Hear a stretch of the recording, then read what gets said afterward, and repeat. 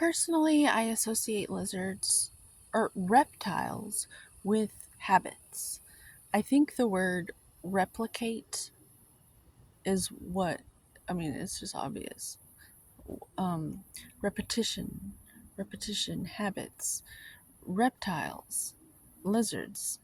And I think that's why there's like this weird um, thing with lizards and reptilians because everyone's focusing on the bad habits. What if we focused on the good habits?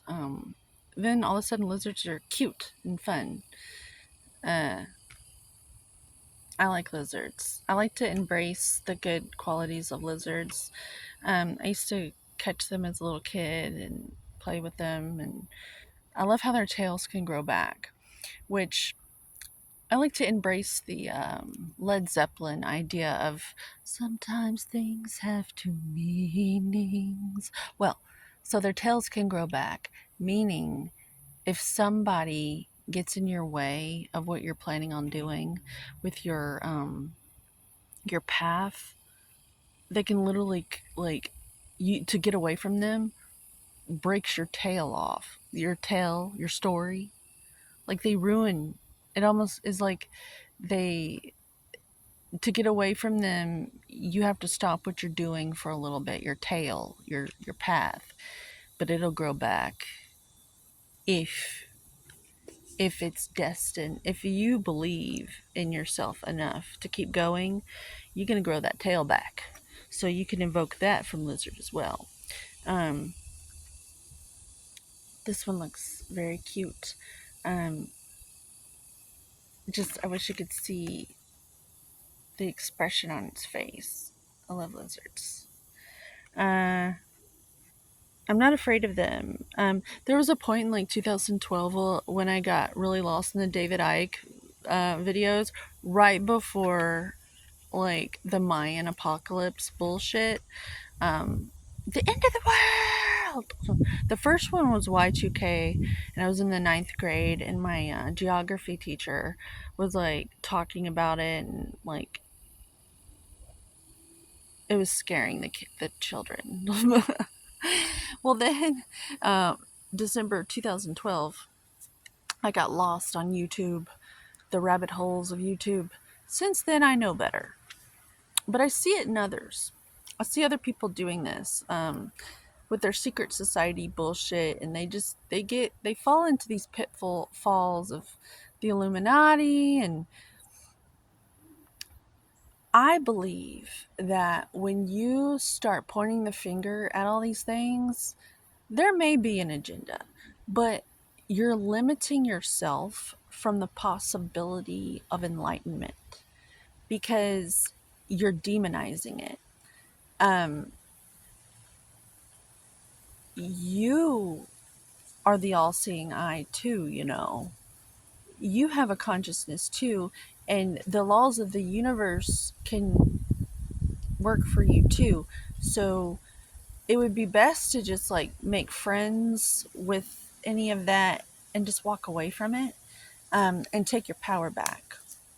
That's the kind of reptilian I would like to focus on, taking your power back and little tiny prioritized steps day by day of what's really important. And usually it's the simplest things like movement, a walk outside, fresh air, and feeding yourself. A lot of people are just winging it, and since we were like fetuses, we've known hunger. Since we were babies, we've had things stuck in our mouth when we get upset. So we kind of know by now we're going to get hungry. So that's a habit I think is something we should have sorted out. And you're a completely different species once you figure that out and you prepare. It frees up all this mental space, all this, you have all this, um, I like to call it funding in your mind and your energy space to where you can handle other things that you can't foresee. You know you're going to get hungry. everything eats. So if you could like make it your mission to figure that out, I suggest you hire someone to just tell you what to eat. That's what I did like 5 years ago. I hired a personal trainer, a bodybuilder. I learned how to eat like a bodybuilder. Best decision I ever made. I learned about macros, and I basically carry a cooler around with me everywhere. I'm prepared to do that. I don't care what other people think because they think that I look a certain way, and it's because of the work I'm willing to put in. It's because of my inner lizard that I have what I have. And yeah, people want your results, but are they willing to cultivate their lizard, their habits?